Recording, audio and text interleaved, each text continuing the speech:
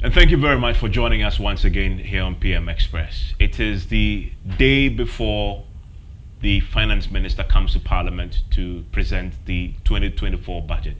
It is going to be a very important document. It is the budget before the election year. And as you know, election years have always proven a particular challenge to governments because of the need to be financially disciplined. But the unique twist to it is that currently under an IMF program also. So this is definitely going to be a very important presentation for the finance minister and for the government. There is one man who is leading government business in all this, and he is my guest tonight. I also asked him about his own party, the New Patriotic Party. They recently elected their flag bearer for the 2024 elections. And then he's also been championing constitutional review with some fascinating, thought-provoking proposals on what should change about the 1992 Constitution. There is a lot to talk about, and I have just a man to do so. He is the Majority Leader and Minister for Parliamentary Affairs, Osei Kyei-Mensah-Bonsu. Thank you very much, sir, for your time here on PM Express. Thank you for having me. So this is the day before the budget is read. Has it been a busy day? Certainly it has, and at the very outset, there was this emergency meeting at the instance of the Speaker that I had to attend. The Finance Minister is here to see the leaders of the House. We've not been able to do that yet. And then he also has to see the Finance Committee to give them a bird's eye view of what to expect and some connected bills that will ensue from the budget, which may have to be dealt with expeditiously. So all these things will have to be considering at the same time. And it's taken quite a while, some time from my usual business schedule. So it's not been a slow day. It's been a fast-track day for me. Do you expect further expenditure cuts? I want to see fiscal discipline.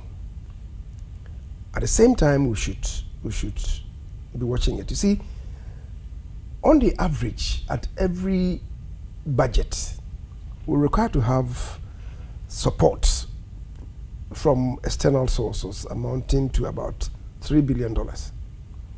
Now, because of where we are, we have to watch it. And that is why with this association with the IMF, they are bringing in about, if you do the calculation, is about $1 billion per year. That's about a third. That then means that you have to assure yourself that you escalate domestic revenue. Are we there yet? I mean, there is pressure in the system. Can we, whilst we are discussing this, also move up several ranks the domestic revenue, including upscaling taxes? It's a delicate balance. You expect tax it's a delicate increases balance. Or new tax handles? I want to see us do better in maybe ones that we had proposed earlier. As in collecting them and As being in more collecting efficient? them and being more efficient. For instance, we spoke about property rates. Where are we with that?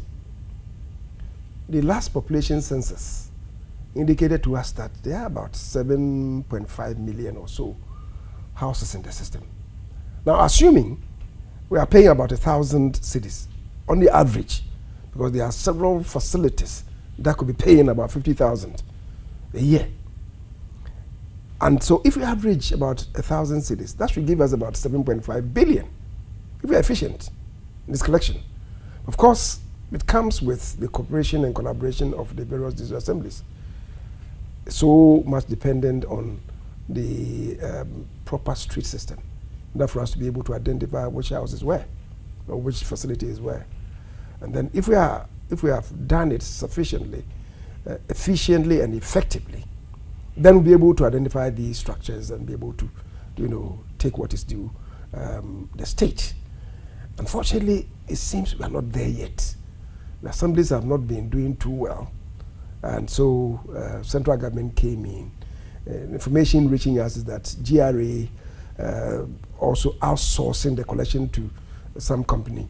It's not come out clean, and that rather it's plummeted the collection down from, I guess, what the assemblies were doing in excess, just over 100 million or so, to less than 31 million. That cannot be justified. It cannot be justified. So we need to be very efficient in these areas. Let's program ourselves to be effective and efficient. And should that private player be removed from the equation then? I should think, and I guess the president has already spoken to it. That clearly is been demonstrated to us all that that collector is inefficient and that the contract must be abrogated. So if that is a way forward, let us be upright on that. And you're in support of that? I should be. And indeed I am. And I think if it's going to take us because really, you cannot overnight improve the efficiency. A few things will have to be put in place. I don't mind if perhaps we even miss the first quarter of 2024. Just to get it right. Get it right. If we do and we are not able to collect, let's say the 7.5 billion, we're able to collect even one half of it. It justifies it. Let's talk about government's part in this burden sharing arrangement. Surely there must be more radical cut in government expenditure tomorrow. Let's look at that.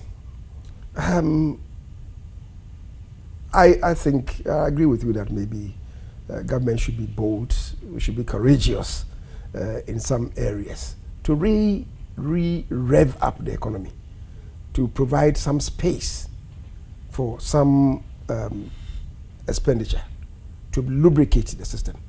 But the issue that you are raising about cutting government expenditure really is a matter that should concern all of us.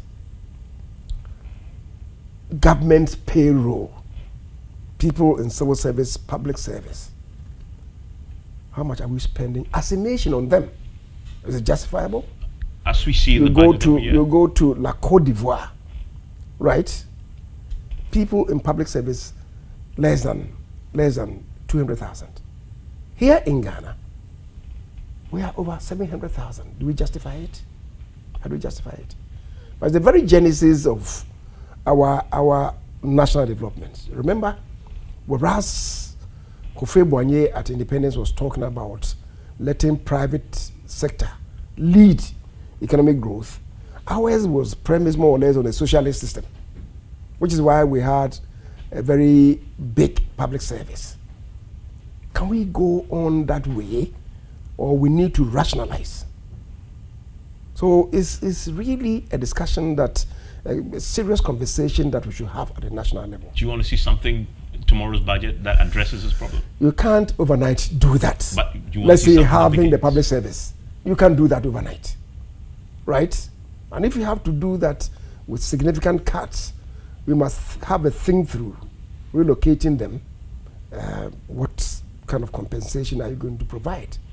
It's going to be huge. You believe the public sector is bloated? I think that we have, I wouldn't want to use the word bloated, but is overly large. Okay. We must large in numbers, but large also in numbers, taking a significant toll on our revenues that we generate. If it's large in numbers, certainly it has a commensurate. But they argue that there's a justification for the number and what they Nobody is saying that it's not justified. But that's why we're talking about rationalization. Let's rationalize as a country. It's not just for this government, because others have been able to have huge improvement in national development with fewer numbers. Can we do the same? Or let's ensure that everybody at this stage of our national development, as many as possible, have employment. In that case, what happens to the wage levels, right? Because people will have to be provided with living salaries, not just existential salaries. What do we do going forward? It's a huge conversation that we should have as a nation. What about executive government? Cuts there too? Well, I have always said, and I've had some conversations with you, and I've insisted that For instance, the number of ministries that you have, the number of ministers that you have, again, is something that should attract serious national conversation. You should elevate it to some level to have this discussion with. Fortunately, I think it's finding expression in the constitutional review. Consultative committee. We'll talk about that. We'll come to that. But extensively. I think that we must have a second look at that. The number of ministries, the number of ministers that we can have, and so on and so forth. We're talking about budget tomorrow. And even the number of constituencies. You don't limit it to the executive alone. Here in Parliament, can we justify the constant increase in the numbers of seats in Parliament? I'll come to that because that's a substantive side that I want to. That is why I'm saying that let's not limit it to. Let's talk to the issues relating to all the arms of government. Okay, but tomorrow's budget, though. Yes. I mean, considering that we are in the bad times, do you want to see a bit more cuts there for the executive government? I don't know what you mean. You mean in numbers, in salaries, and so on? In salaries, in numbers. In fact, the campaign for the last 1.5 years from civil society, from Labour, is if you want us to carry the burden, then we must see a bit more sacrifice from our executive elite also. And they haven't seen that. They haven't seen the cut in the number of ministers, a reduction in salaries. I think that is incorrect. When President Akufo-Addo started, we didn't have the numbers of ministers and deputy ministers that we have. The first stanza of his administration, I mean, there were many more ministers, deputy ministers than there are now. So certainly, if you say to me that you haven't seen any cut, I will not agree with you. The cut I'm referring to since the economic crisis. Yes. After the economic crisis, the call had been reduce your ministers, the numbers further. We are in excess of 80 now. Bring it down even further to reflect the current economic reality. Yes, after his first term, he reduced it to 110 and came down a bit. But currently, a bit.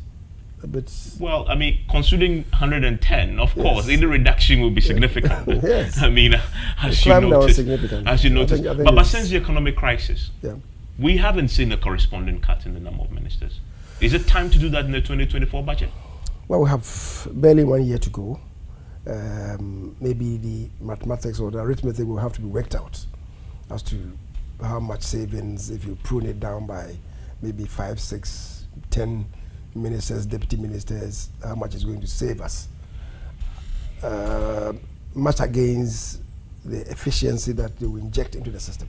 Don't forget, even when we were speaking about numbers those days, the economy was growing at 7% averagely for 3 years. The numbers have climbed down. We're not growing at even 1/2 of the levels that we're growing. So on the face of it, if you want to justify the improvement in the economy on merely the numbers that we may have, it may not really gel. But you and I do know that, of course, we've had some events that have more or less jeopardized our trajectory of growth. There are other factors that have been introduced into it. But on the face of it, yes, if you're talking about simple arithmetic or mathematics, and I have always spoken to it, that we must also look at the numbers in ministers, ministerial, deputy ministerial appointments, and so on. And maybe is it time to do that now, especially going to an election? You want to signal, even if it's not going to save us in March, you want to signal to the population that you are also taking part of the burden here. It's also about the people that you identify with the challenges. Let's get there tomorrow and see what is contained. Yeah, I know if you believe in something that you don't shy away from articulating. We've been talking about this. Shouldn't you find expression in the budget? Well, I'm saying that at the very genesis, I was thinking that some things ought to have changed. But in the wisdom of executive power is vested in one person. And he listens to advice from various people. And thinks that, well... You give him yours? You sit in cabinet? Yes, but I'm not supposed to disclose whatever I say in cabinet to you. Yes. But, I mean, occasionally we discuss these matters. But my own position, I cannot discuss it with you. About home size, then you have salaries, you have the V8, you have And in fact, the finance minister was in one of the documents last budget actually announced a series of measures to try and tame government expenditure, including restrictions on use of V8s if you're in the capital. If you're traveling, you can. Is it time for us to see accountability of that? And then we also announced a certain 30% reduction in the salaries, I believe. Yours went down too, correct? Of the executive. Of the executive. Yours went down by 30%? I should think. You're not sure? No, because I don't take my salary from the executive realm. On parliamentary service? On parliamentary service.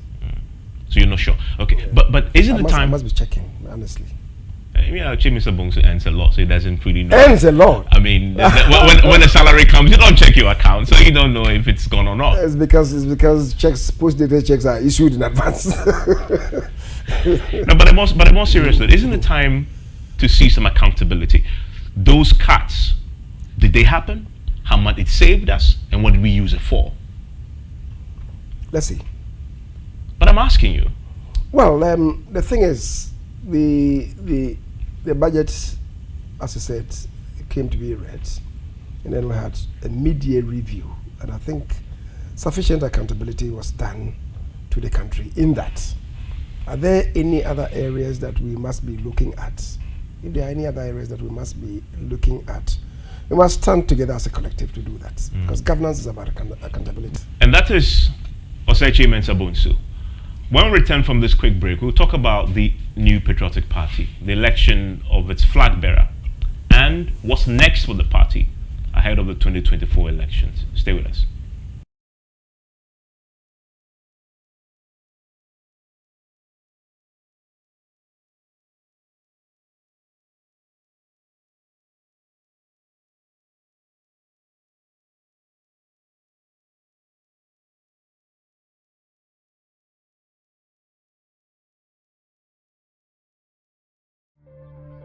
And thank you for staying with us. You're still here on PM Express. My guest is still the Majority Leader and Minister for Parliamentary Affairs. Is Kyei-Mensah-Bonsu, Osei Kyei-Mensah-Bonsu.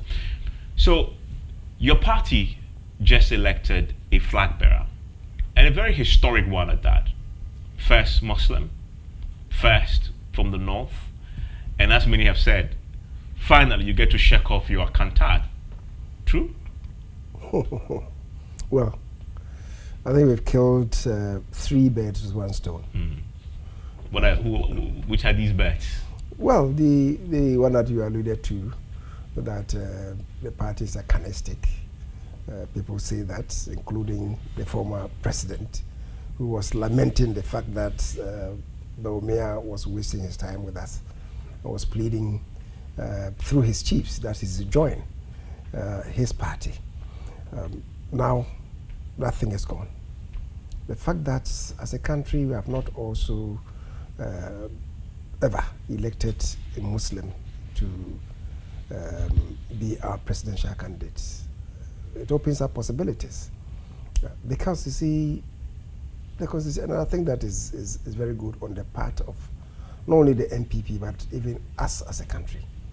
Because as you do know, the Constitution provides that there should not be any discrimination in electing people into public office.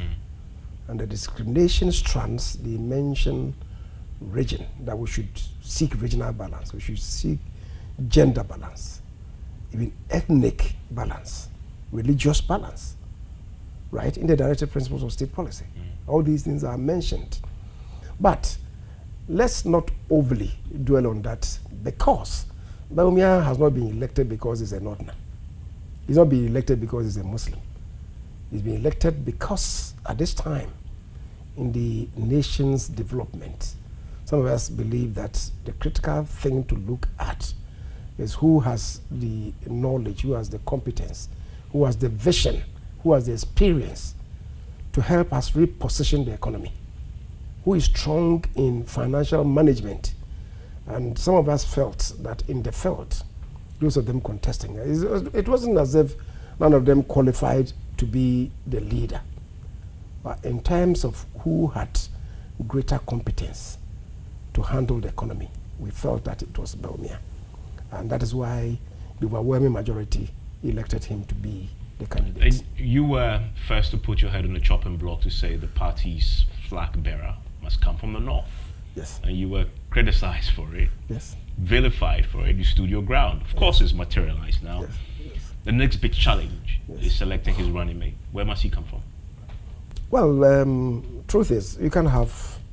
It's difficult at this stage of our national development to talk about having two Northerners, right, running side by side. That is the flag bearer and the running mate. So necessarily the person must come from the south, right? Where in the south? Well, if we have, let's say, a Kwashiga in our fold, I wouldn't even mind if maybe from the Volta region we have a Kwashiga to partner Dr. Mahmoud Bawumia. If you had maybe a Peter Alajete to partner him, I wouldn't mind. Down the coast. If we don't, You have John Peter Mewu. is he of the same stature as Courage Kwashiga? He did a miracle for you there in the No, I'm not region. saying that. Not In his winning performance, Hawaii. because that is not the sole criteria or criterion, I should say. The one's strength there shouldn't be, because you are looking at other factors. That performance should matter. I'm not saying that we should just write it off. So I'm just saying that if these people are there, they can come into the basket for consideration. But I'm just saying that that person should necessarily come from the south. Should it be an Akan? People are saying that yes, it must be. What do you say? I've told you that if we had these materials, then we could have a mixed pot from which the. Yesterday, the Joseph writers- was emphatic that the running mate should come from the Shanti region. I believe that I would say that the person should be an Akan. Of course, and can come from the center can Yeah, come from for starters, it should be an Akan. After zeroing in, Which region? this opinion. because we're gonna have Eastern region. There's this Can- opinion. Can come Shanti region. Yes, the Eastern region, maybe just like it was difficult for an Ashanti to succeed President Kufuor. In my view, it will be difficult to have an Achim to succeed Akufo-Addo. So then that takes Eastern region out of the equation. Not as far as- Eastern region, because Eastern region is not Of made course, up it makes up of Achims. course, different ethnic groups. Yes, we can even including have Kwawus, who are also in the Eastern region. That's true. Do we have somebody of the stature of, let's say, Kwakuba in the Eastern region? If we do, that is in the Kwawu enclave. If we do, why not? Why not also consider that person, right? In Ashanti, people say that, okay, if we have an Akan, and in particular an Ashanti, where we have the greatest number of votes from, it will complement the ticket. Do you agree with that view? Well, I don't want to overly concentrate on that. Otherwise, till the kingdom come, the flag bearer should always be an Ashanti, or maybe the vice, the running mate should be an Ashanti. I don't believe that should be the compelling force. For now, perhaps it is a strong argument, right? But I just don't want us to limit it to that alone. But you have 2024. Yes. The agenda is very clear. Yes, that's what I'm saying. You So want that somebody for who now, complement Bawumia. to complement Bawumia. For now, what is the best option? I think Ashanti- that it Ashanti should be an region? Akan, and my strong leaning though is having an Ashanti, but not to close the door on other Akans. We have Elefanti, we have a Kwauman, and he gels with the person, because it's not only the fact that a person must be an Akan and Ashanti. You are and some people, with the greatest respect, make it appear a bit simplistic. Bawumia is an economist. It's not for nothing that the Akufo-Addo picked up Bawumia. Akufo-Addo, a lawyer, right? He picked up Bawumia from the north, an economist, to complement the ticket. Bawumia is an economist. I believe he's picking an account. He may not look for an economist. Perhaps somebody who is well skilled in governance, right? he may be looking at that. People are looking at, this is the first that we're having somebody from the north is a Muslim. Can we have maybe a lady as also a first to partner Bawumia? I mean, a first for the MPP. For the MPP to partner Bawumia. Last time. Right. That is also another consideration. People think that on the horizon, do you have somebody like that in Ashanti or from the Akan areas that I've spoken about? So we are looking at that. He must be looking at that. We are looking at age factor. Bawumia is a bit youthful. Would he go for somebody who is younger than him, or go for somebody who is older than him to balance the equation?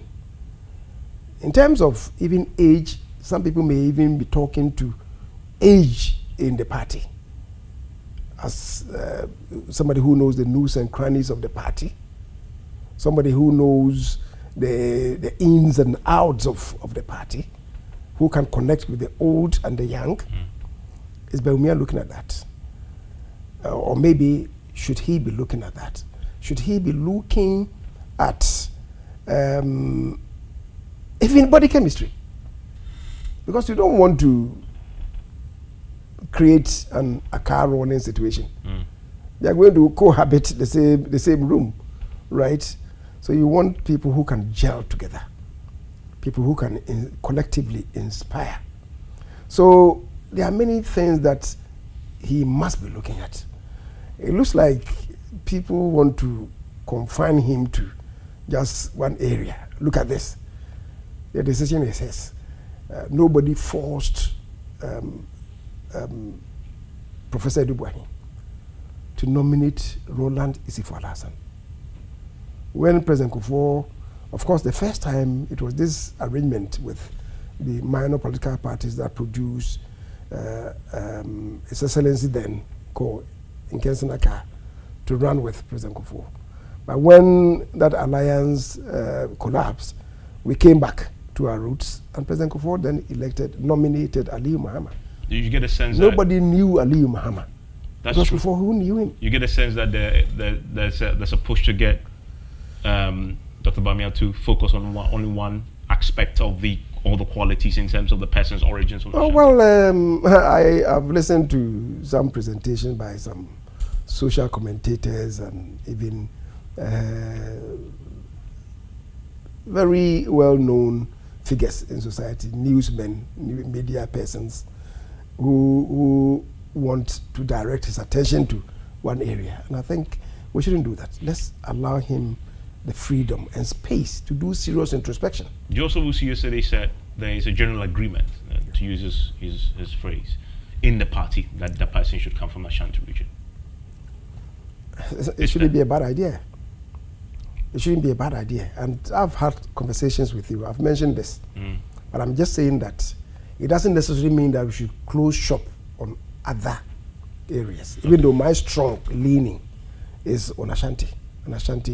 But I must ask you, now that of course the shopping season is out there for Bawumia to choose from, your name is firmly on the board to partner him, and you meet every single criteria you just mentioned from Ashanti, governance expert in the area of parliament and ushering the government business here.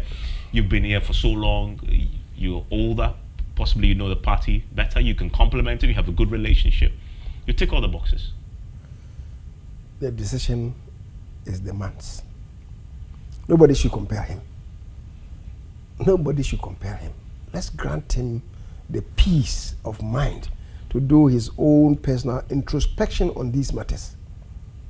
And when he has done so, he'll come and make the announcement at the National Council. And I believe he will make a wise choice. You are interested?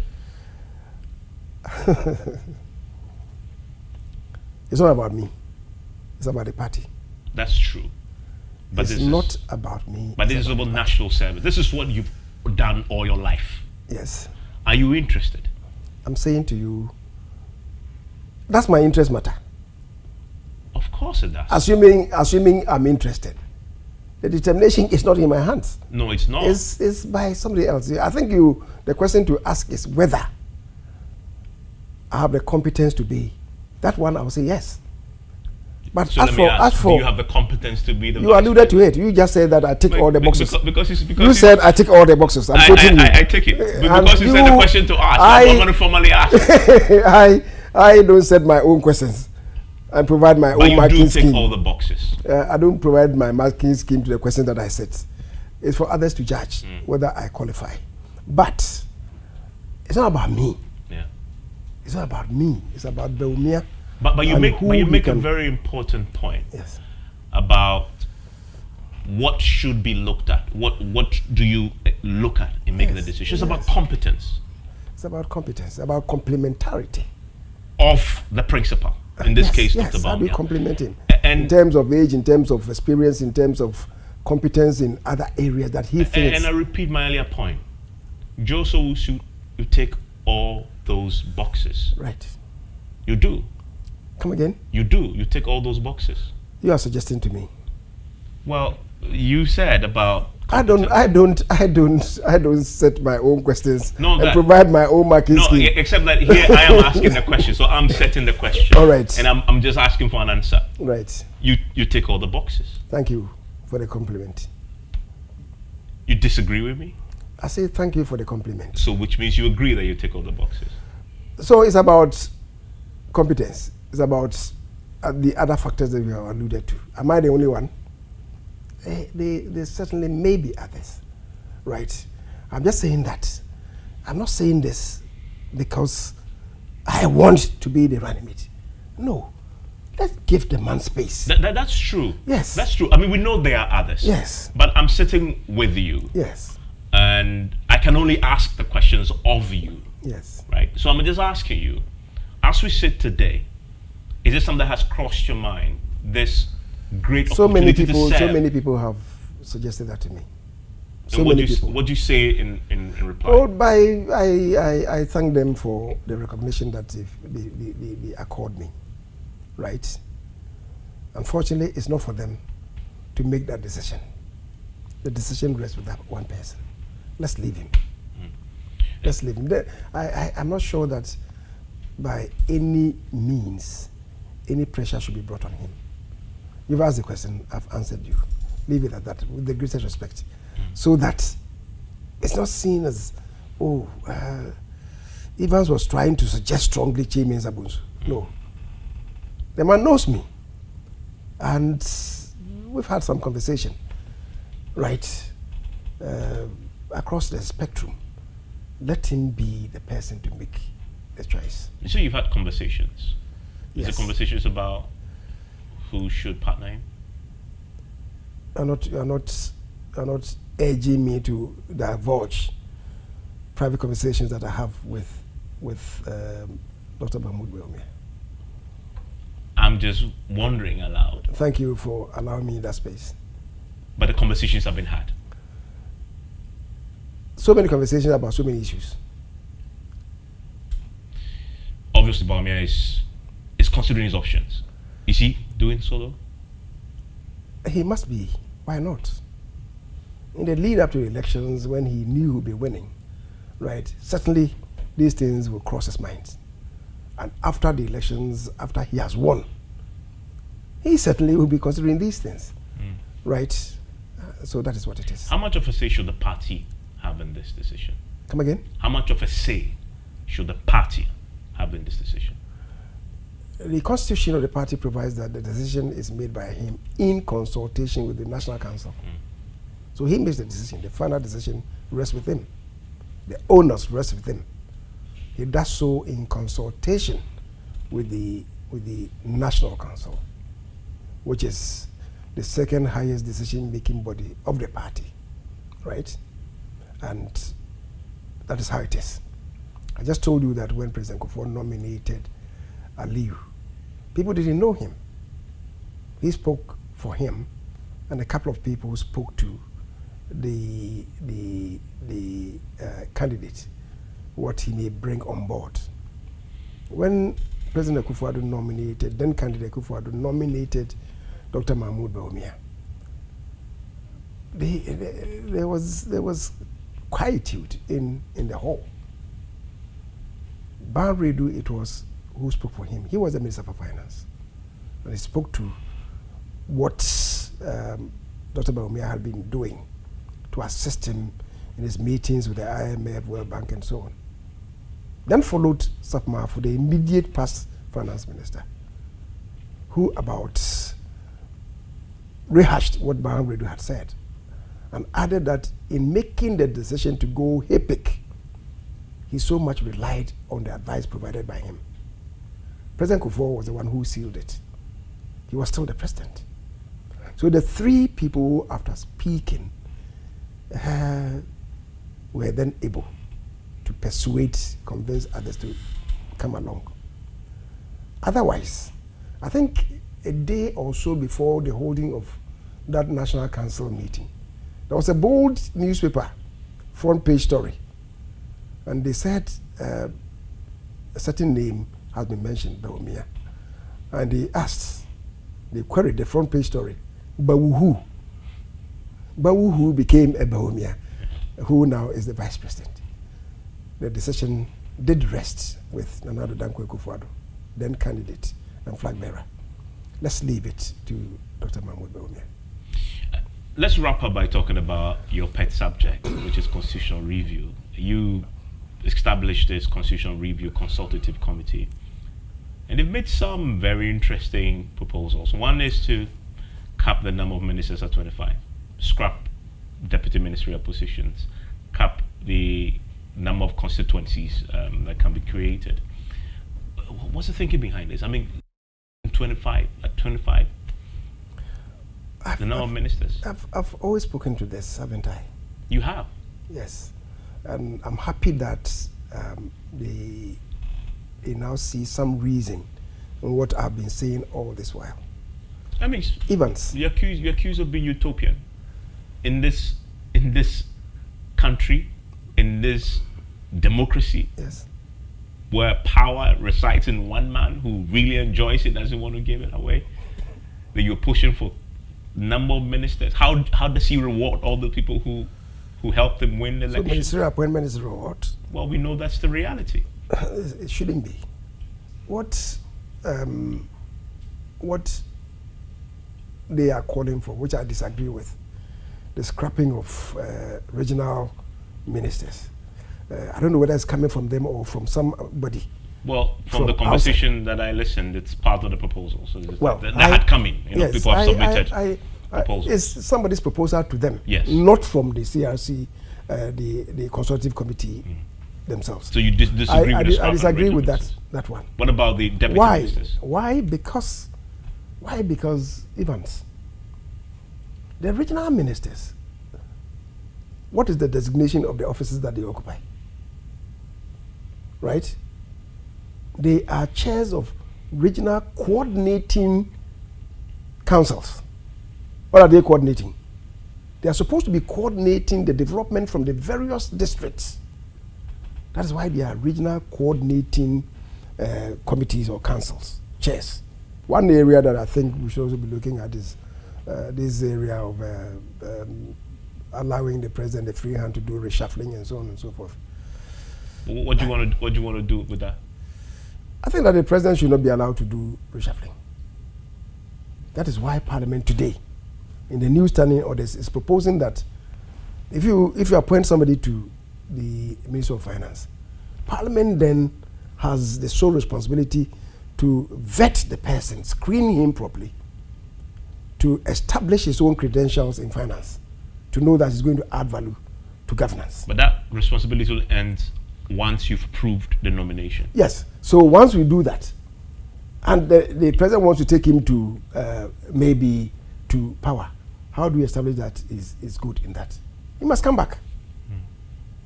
He must come back to Parliament. But that doesn't mean that the president will still have the mandate to reshuffle. So I'm saying that if he does so, by taking him to another place, maybe he believes in the versatility of the person, that person should come back to. So what you're actually proposing is that when ministers are moved from one ministry to the next, they should come back to Parliament for vetting and approval. To resubmit themselves. That is what the new standing orders is proposing. And I agree with that. so that you see our governance does not become trial and error. So in other words, you are either sacking the minister, as in taking him completely out of government. Yes, he's performing, or you are maintaining him. Renominating him, in which case he has to come to Parliament. Absolutely. Absolutely. If I'm continuing in Parliament, right, you know, I win my elections, I'm a member of Parliament, I win my elections, I go on, right, then I was sworn in again. You remember in 1997 when we first came to Parliament, Rawlings wanted to continue his ministers. I'm the same person, right? We disagreed. And Kyei-Mensah took the matter to court. And then they said they should come back for Parliament to revet them. Except that the Supreme Court then said, but vetting is a term of art.